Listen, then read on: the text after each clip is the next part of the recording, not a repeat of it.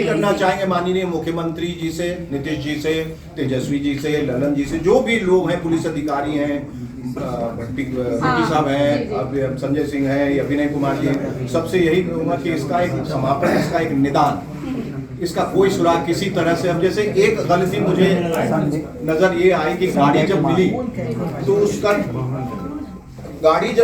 उसका forensic examination तुरंत होना चाहिए।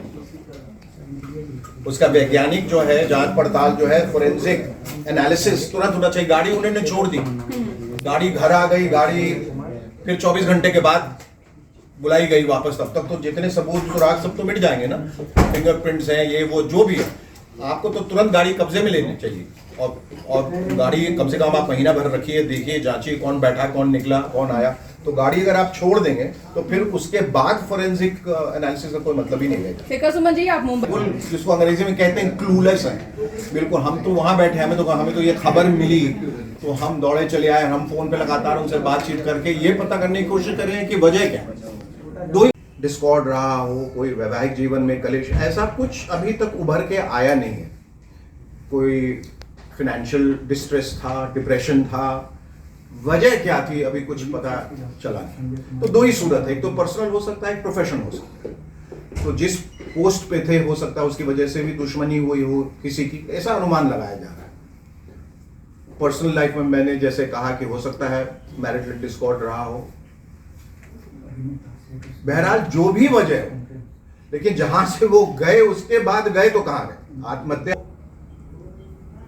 परिजन जो हैं, घर के लोग हैं, करीबी रिश्ता, हम सब लोगों ने बहुत कोशिश की ऊपर नीचे हर जगह से, और लगातार इस पे ये प्रक्रिया जारी भी है। लोग पूरी शिद्दत के साथ इसमें लगे हुए भी हैं, लेकिन इसका कोई सुराग निकल के आ नहीं रहा है। और मुझे ऐसा डर लगा कि शायद जैसे जैसे वक्त गुजरता जाएगा वैसे वैसे ये केस जो है वो सुस्त होता चला जाएगा, फिर कहीं ठंडे बस्ते में डाल न दिया जाए।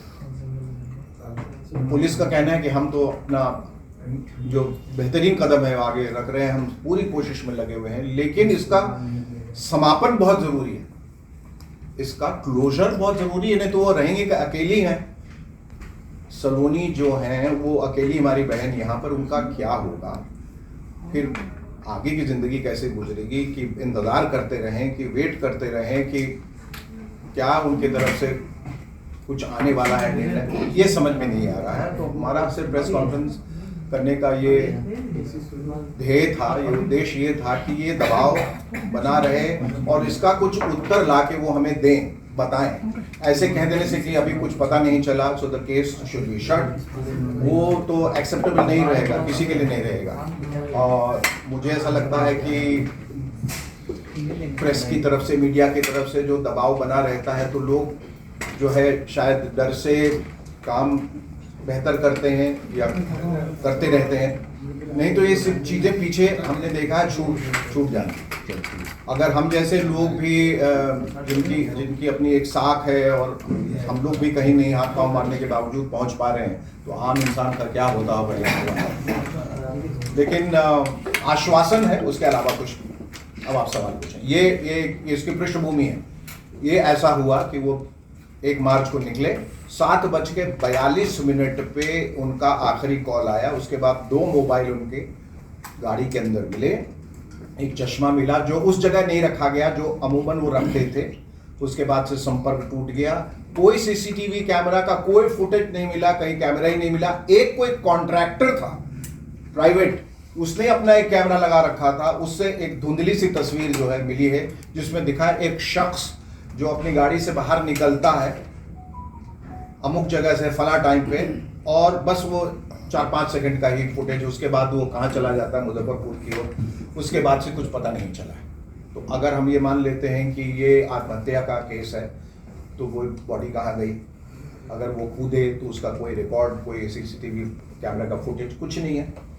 अगवा किया गया, अगर ऐसा हम मान के चल रहे हैं, तो किसने किया, क्यों किया, वजह क्या है, मोटिवेशन क्या है, वगैरह वगैरह से तमाम चीज़ें हैं जिसको हम लोग समझने की और खंगालने की कोशिश कर रहे हैं, लेकिन कोई उत्तर ही नहीं मिल रहा है, कोई जवाब ही नहीं मिल रहा है, कोई तथ्य, कोई सुराग ही नहीं मिल रहा है। तो ये बड़ी हैरानी की बात है कि पटना और इतने लोगों के बीच में कोई भी गवाह नहीं है, साक्ष्य नहीं है, कोई चश्मदीद गवाह नहीं, कोई आई विटनेस नहीं, किसी ने कुछ देखा ही नहीं, इतना सब कुछ हो गया और वो आदमी गायब हो गया। तो हम सब असमंजस में हैं कि सभी चीजों में एक जो सवाल किसी पे शक है कि कोई दुश्मनी थी या फिर किडनैपिंग का मामला, मतलब कुछ तो ऐसा जा रहा नहीं, हम लोग अपनी तरफ से क्या, ये तो काम पुलिस का है ना, उनको पता करके बताना है। क्योंकि जहां तक परिवार का सवाल है, मैं तो खैर बहुत दूर रहता हूँ, मैंने भी यहाँ आके समझने की कोशिश की, भाई होने के नाते, कजन होने के नाते मेरा फर्ज बन जाता है कि मैं उनकी मदद करूँ, जितनी मदद कर सकता हूँ करूँ। तो जितना मैं जान पाया हूँ कोई दुश्मनी नहीं थी। मैंने आपको शुरू में बताया कि एक मध्यवर्गीय परिवार में एक शांत स्वभाव के, एक अच्छे नामी गिरामी डॉक्टर, एक अच्छे पोजीशन पे, पद पे, प्रतिष्ठा, सब कुछ, और घर में भी कोई डिस्ट्रेस नहीं। मैंने कहा दोनों बच्चे इतने अच्छा कर रहे हैं, सब लोग खुश थे।